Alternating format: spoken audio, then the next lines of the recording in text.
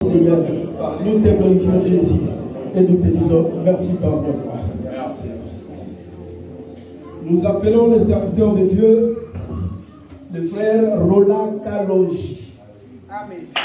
Acclamez le frère la gloire de Dieu.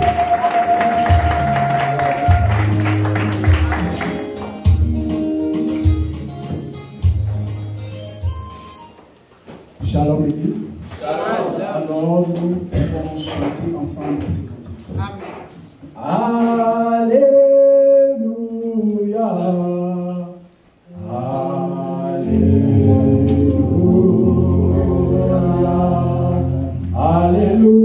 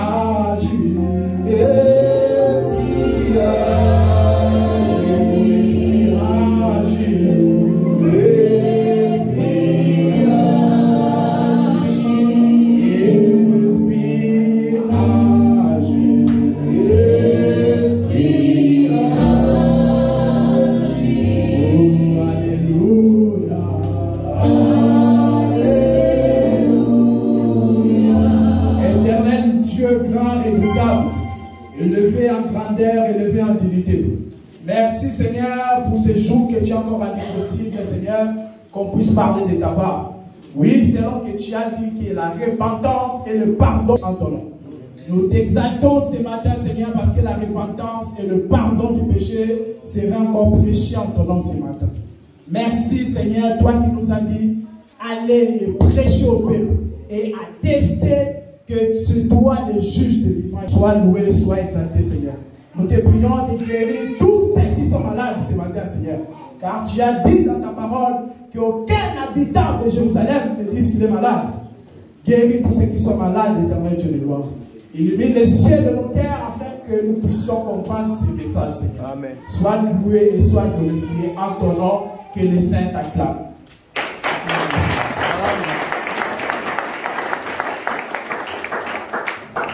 Shalom l'église. Shalom. Alors, comme vous le savez, notre thème que nous allons exploiter ce matin, c'est donc le pillage dans la maison de l'homme fort. Mais avant de commencer, nous allons lire quelques écritures. Le frère Bayama. Alors, Matthieu chapitre 2. On va lire le verset 1, le verset 2. Ensuite, nous allons sauter pour lire le verset 9. Matthieu chapitre 2, à partir du premier verset. Jésus étant né à Bethléem en Judée, au temps du roi Hérode, des messagers d'Orient arrivèrent à Jérusalem. Verset 3.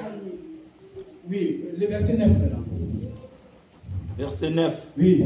Matthieu chapitre 2, verset 9. Oui. Après avoir entendu le roi, ils partirent. Et voici l'étoile qu'ils avaient vue en Orient marcher devant eux jusqu'à ce qu'étant arrivé au-dessus du lieu où était le petit enfant. Amen. Elle s'arrêta. Amen. Alors, Matthieu chapitre 2, le verset 9, on nous montre que l'étoile avait conduit les mages jusqu'à adorer Jésus.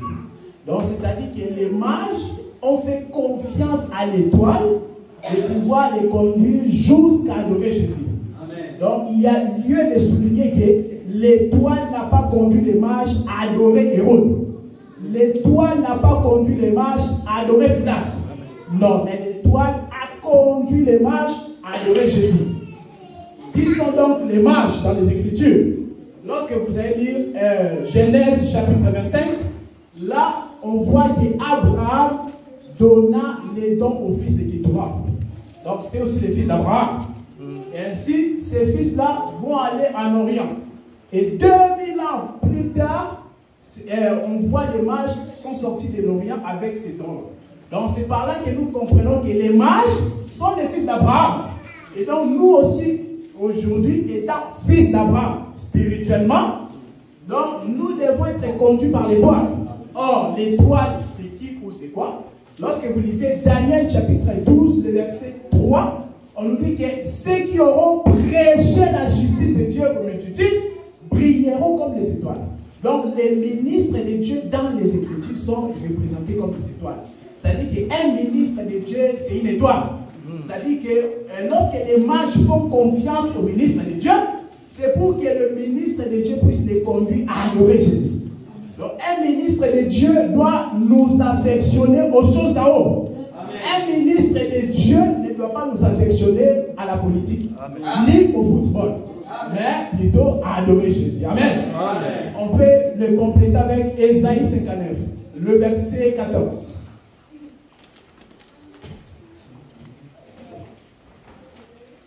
Ésaïe 59, le verset 14.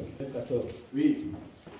Et la délivrance s'est retirée, oui. Et le salut se tient éloigné. Oui. Car la vérité trébuche sur place publique et la droiture ne peut approcher. Amen. Amen. On nous dit que la délivrance est retirée et le salut se tient éloigné.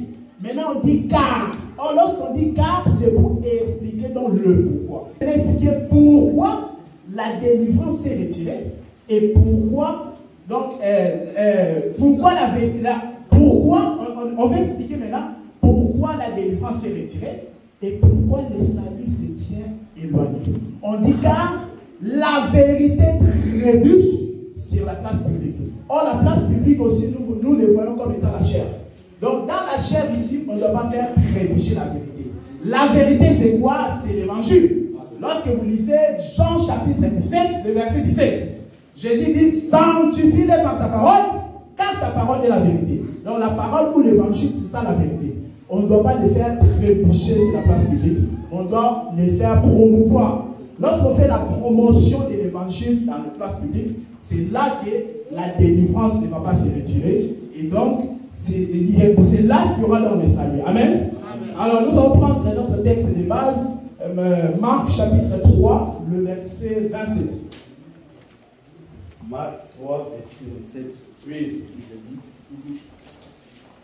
Personne ne peut entrer dans la maison d'un homme fort et piller ses biens, sans avoir auparavant lié cet homme fort. Alors, il pillera sa maison.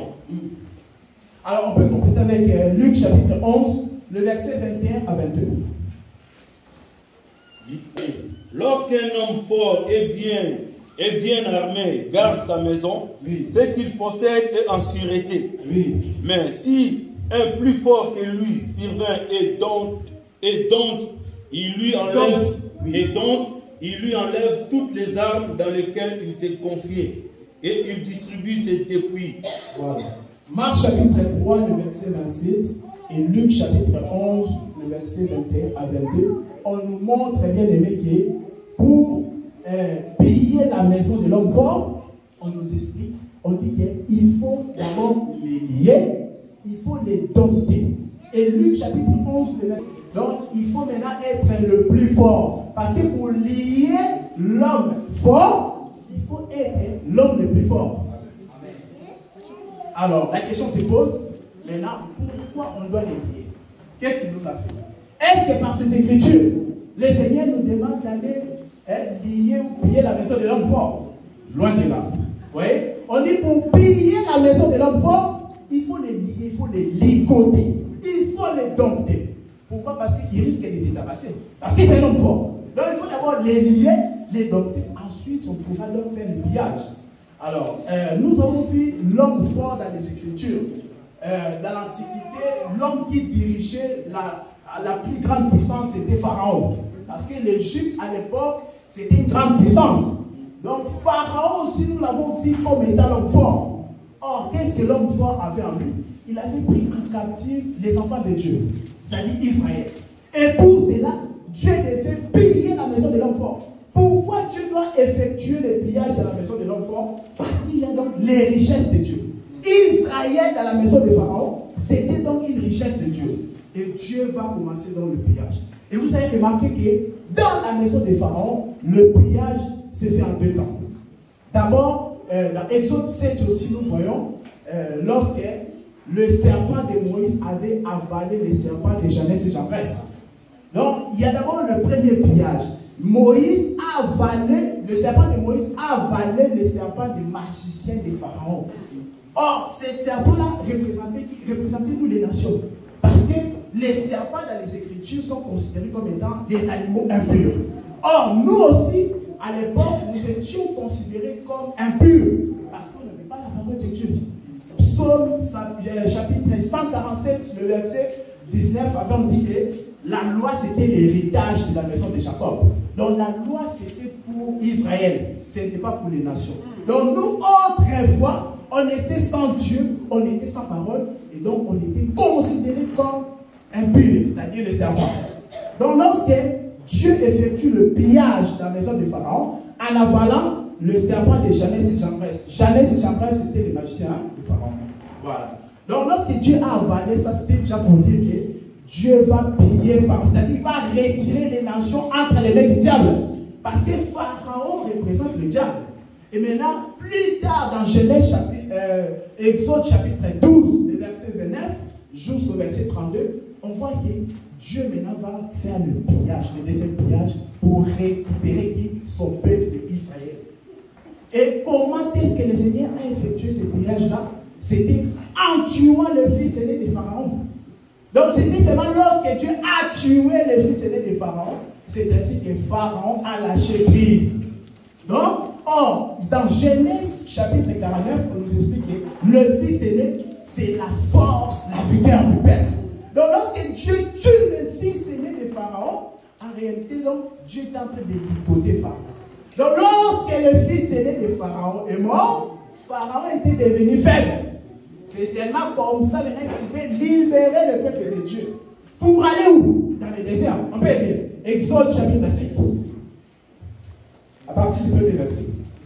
Exode 5, premier verset.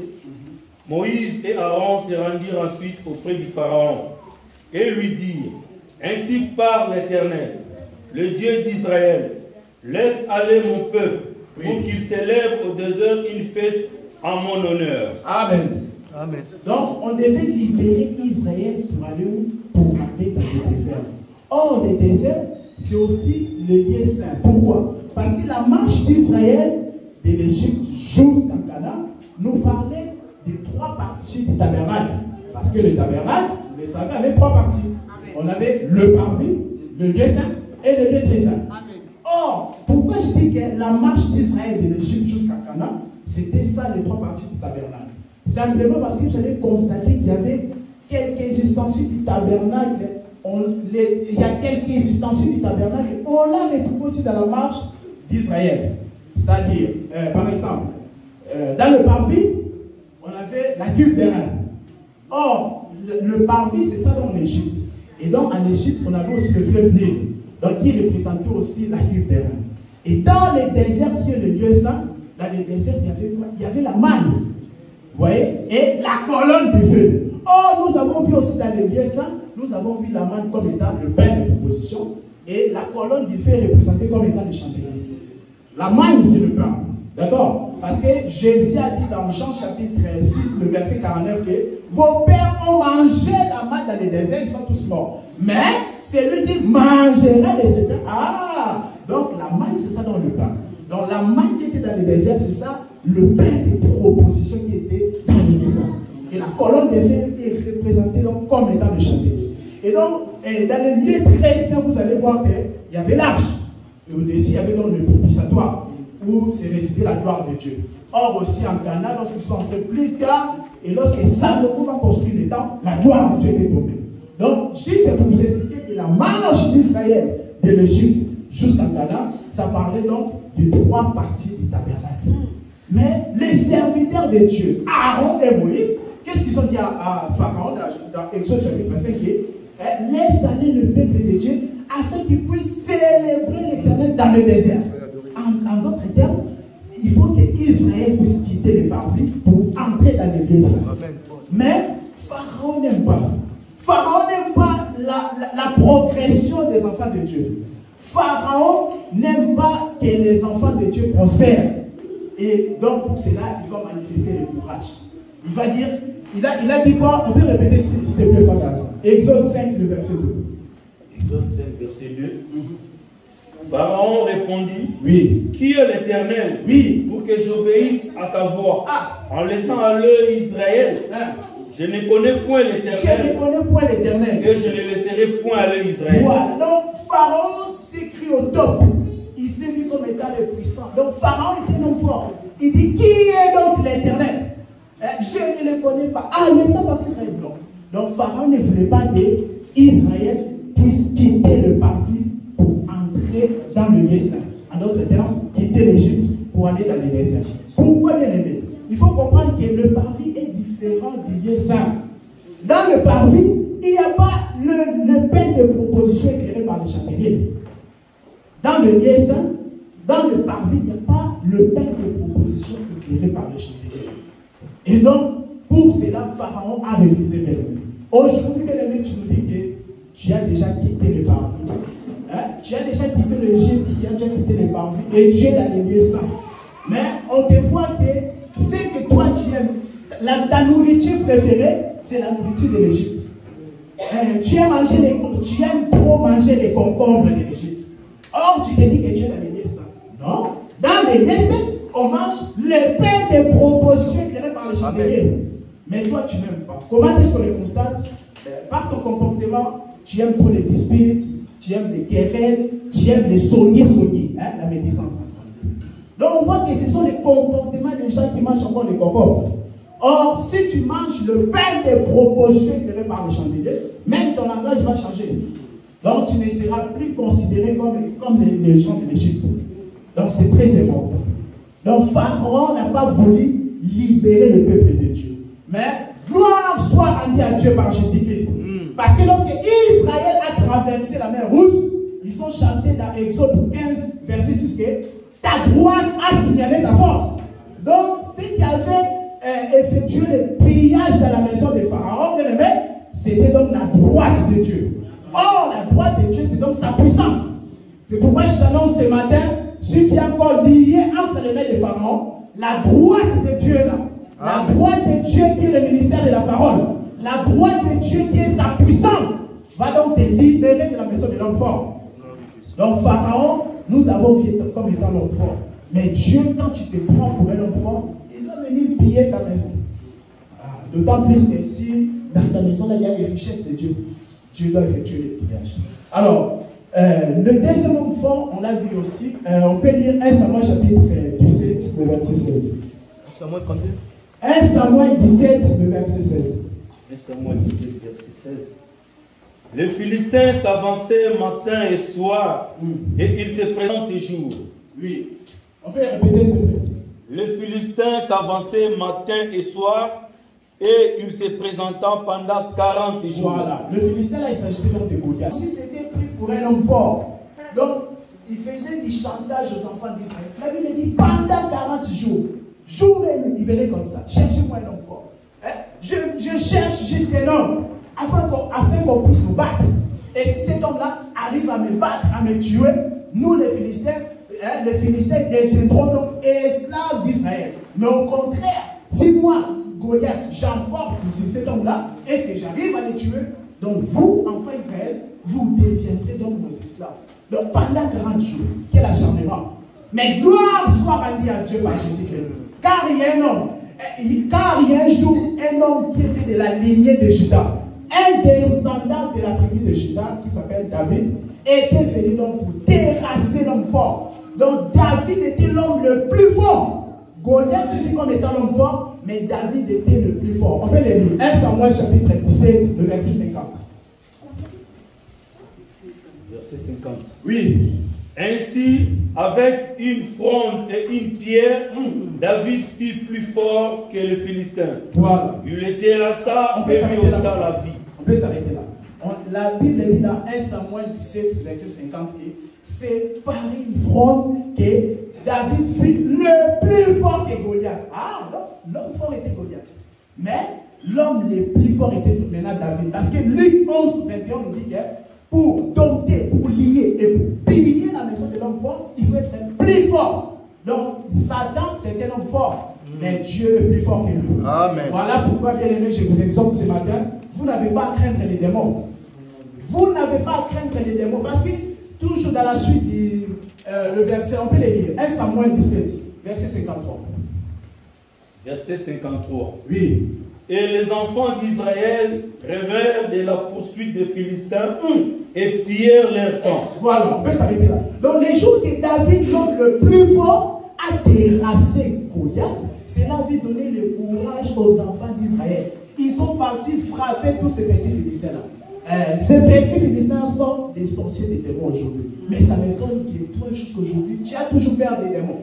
La majorité de tes prières sont toujours centrées sur les démons. Tu n'adores même pas Dieu, mais tu es toujours concentré sur les démons. Alors que lorsque David terrasse Goliath, cela doit donner plutôt le courage et la force aux enfants d'Israël d'aller continuer à frapper tous ces Philistins-là. Le véritable David, c'est lui l'homme le plus fort. C'est lui le Seigneur Jésus-Christ qui avait terrassé Satan à la croix. Et nous aujourd'hui, on a donc l'autorité, le pouvoir sur les démons.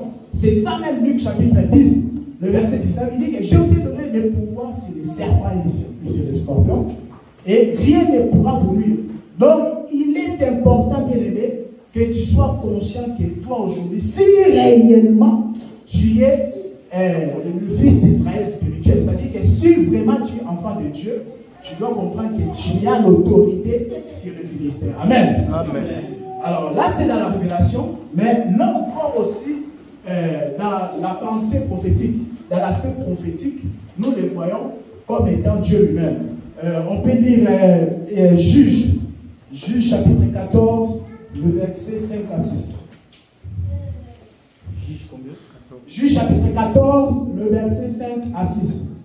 Juge 14, verset 5 à 6. Juge 14, verset 5 à 6. Oui. Samson descendit avec son père et sa mère.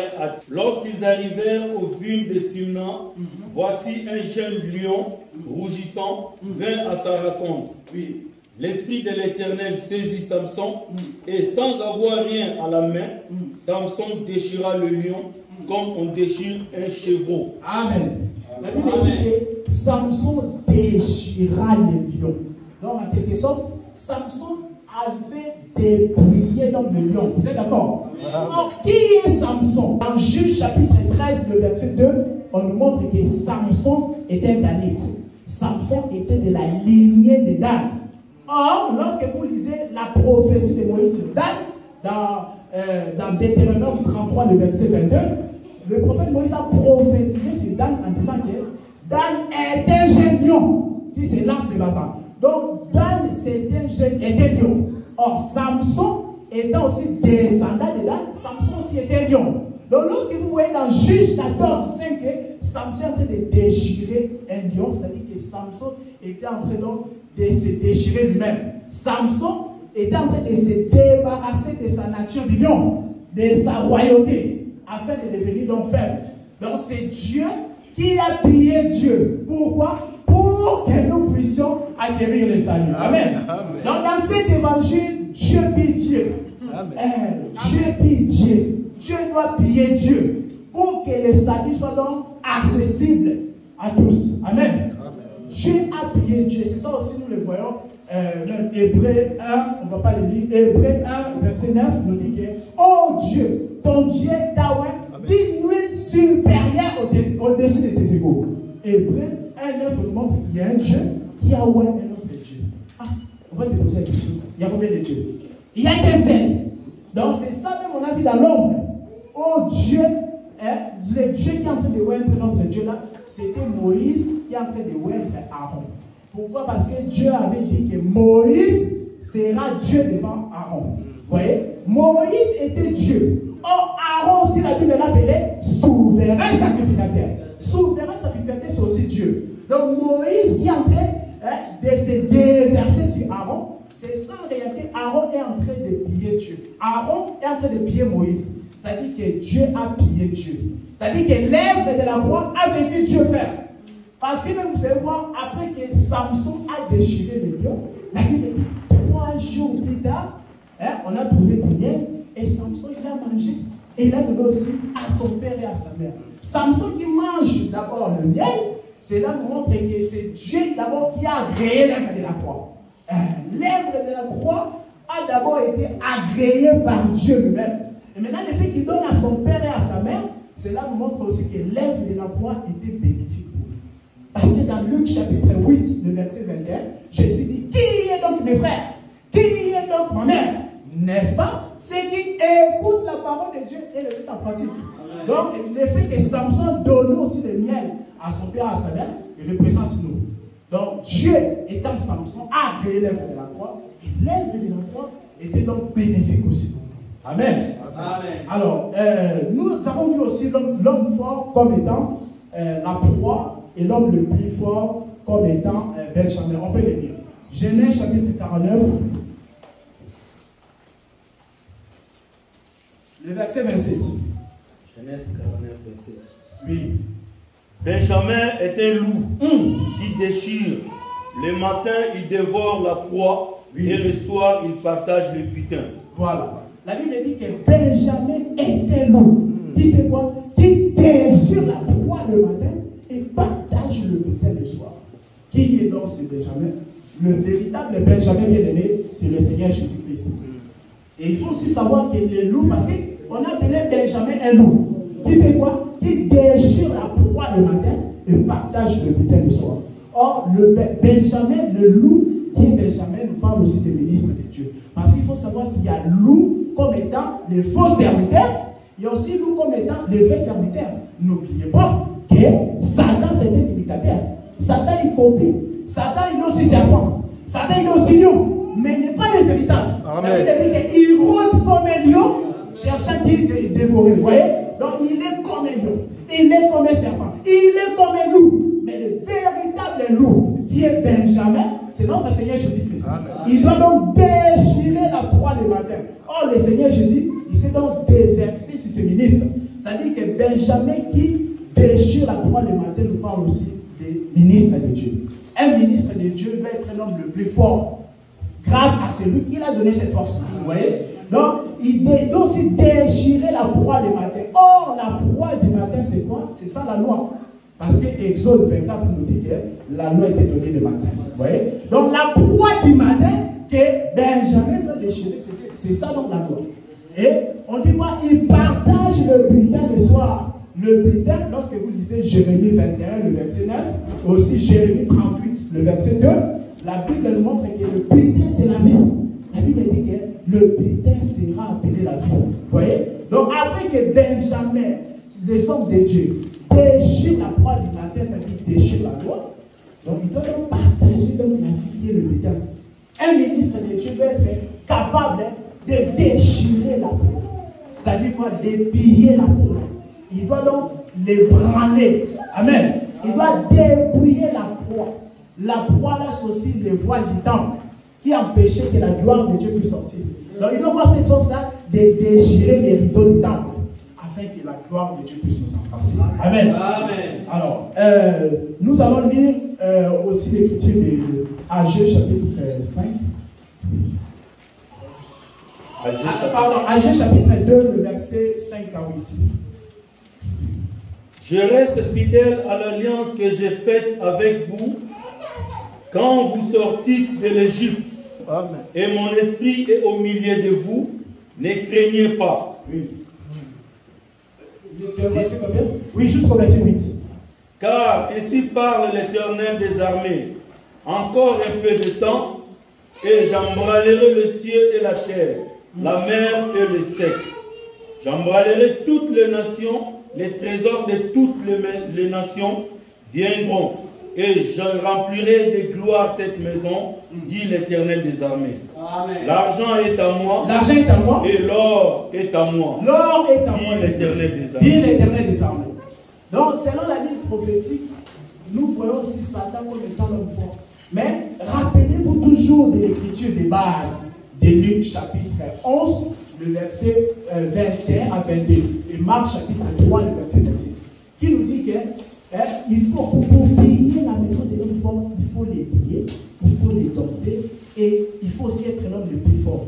Or, Satan aussi, c'est pas comme un homme fort. Et donc, Dieu va aussi les lier. C'est ça les milléniaux.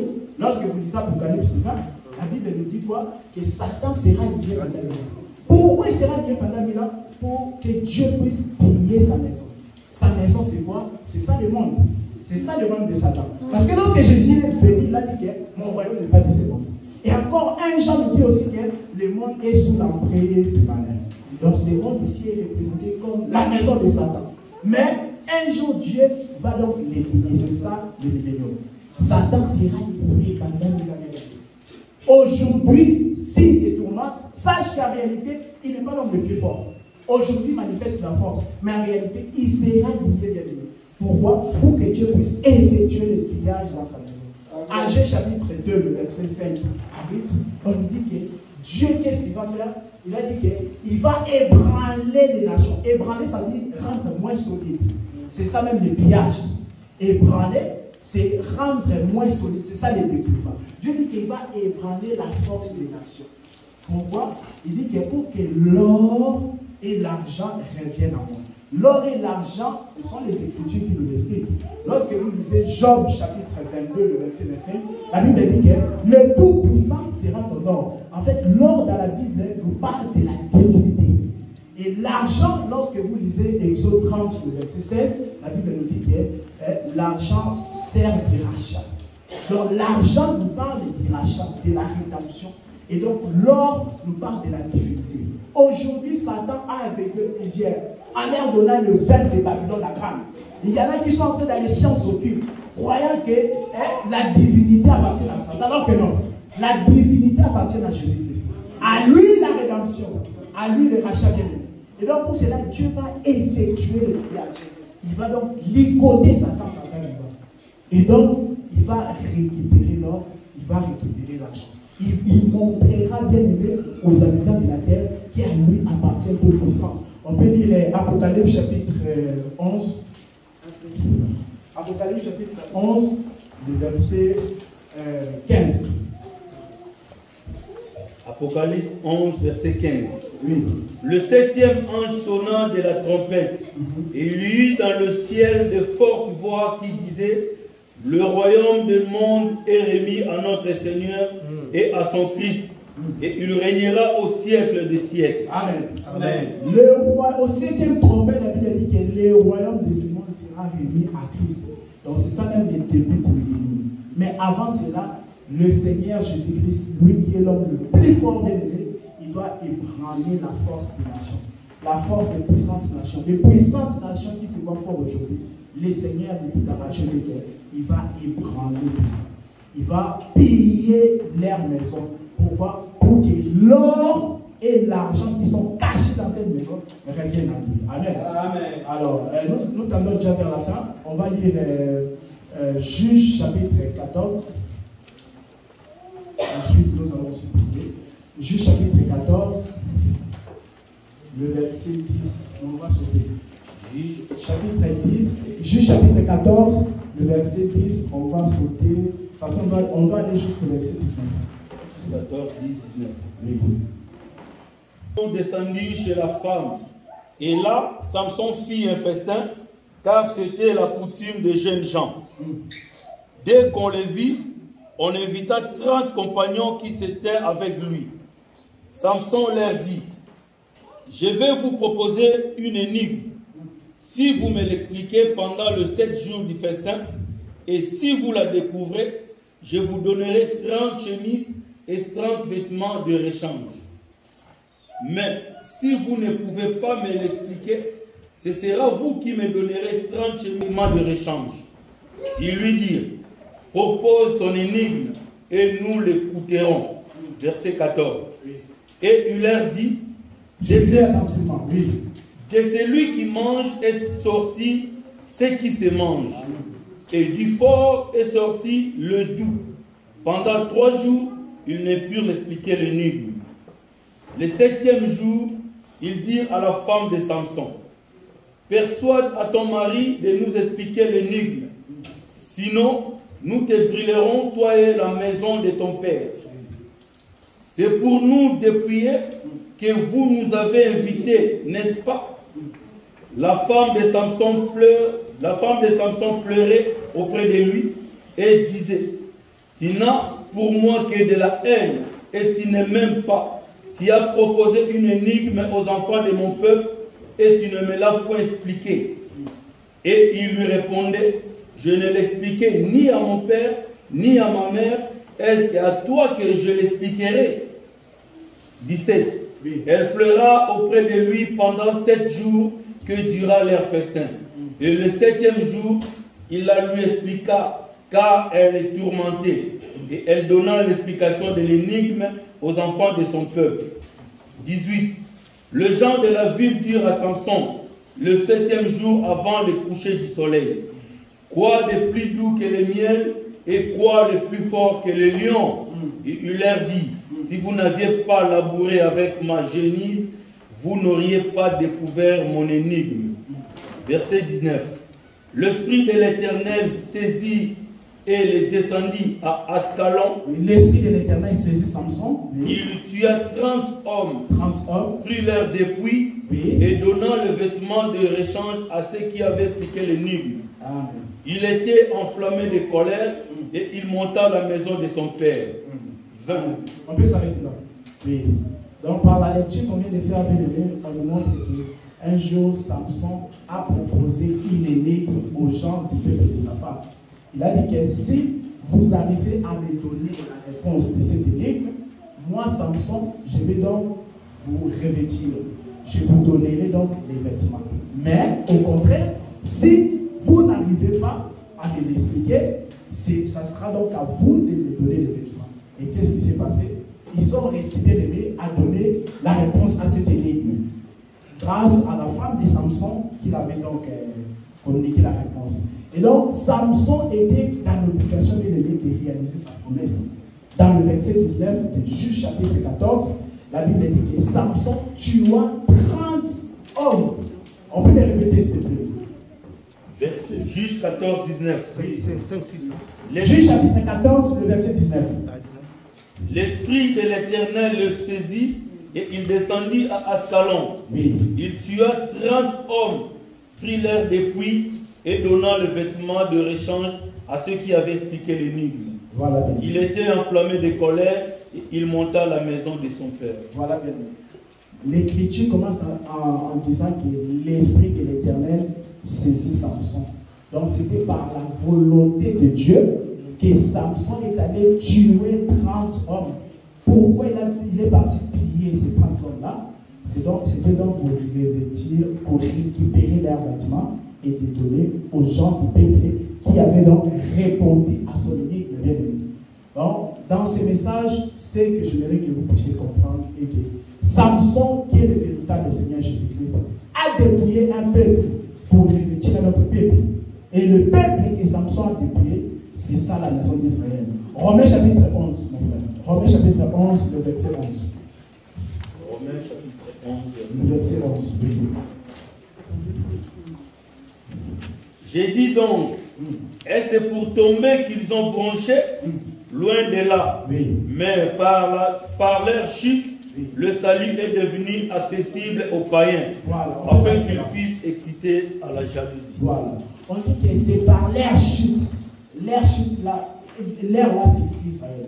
La Bible dit que c'est par leur chute que maintenant le salut est devenu accessible aux païens. Or, dans les Écritures, la Bible définit aussi le vêtement comme étant le salut.